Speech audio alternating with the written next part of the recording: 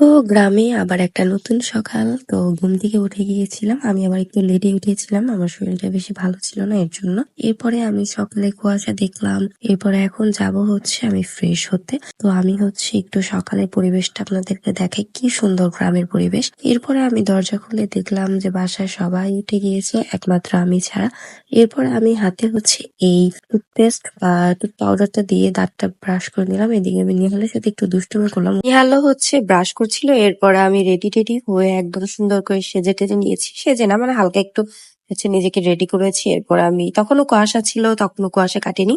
এদিকে হচ্ছে বের হলাম। তারপরে হচ্ছে এবার কালকে রাতে ভিজানো সেই পিঠা সবাই খাচ্ছিল। তো আমিও হচ্ছে পিঠা খাচ্ছিলাম। এদিকে আপুরা ছিল, আম্মু পিঠা দিচ্ছিল। এদিকে আমি বিউটির সাথে একটু দুষ্টুমি করলাম, ও ভাত খাচ্ছিল। আর এদিকে হচ্ছে সবাই খেতে এসেছিল, যারা দাওয়াতে ছিল সকালে খেতে এসেছিল। এদিকে আমি আর বিউটি দুজনে মিলে চলে গেলাম একটু মর্নিং ওয়ার্কে। এদিকে হচ্ছে আমি গ্রামীণ পরিবেশগুলো দেখছিলাম। সকালবেলা হচ্ছে রোদের আলোয় একদম এত সুন্দর লাগছিল সবকিছু। আমার তো অনেক ভালো লাগছিল। তো এদিকে হচ্ছে আমি গ্রামীণ পরিবেশটা দেখছিলাম। এত সুন্দর এই বাড়িগুলো লেগেছে আমার, কি সুন্দর। তারপরে সকালে ব্রেকফাস্ট ছিল এগুলো। সাজেক ভ্যালি থেকে পাহাড়ের চূড়ায় উঠছে, চট্টগ্রাম পতেঙ্গা পাহাড়ে উঠছে সবাই নিচ থেকে। আসা আসা আসা আসা বাচ্চা কাচ্চার দল। আমরা এখন কোথায় যাচ্ছি নূর? এরপরে হচ্ছে আমি সবাইকে নিয়ে গ্রামটা ঘুরে দেখতে গেলাম।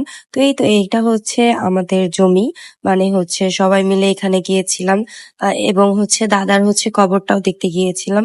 তো এদিকে এভাবেই হচ্ছে দুপুর হয়ে গিয়েছিল।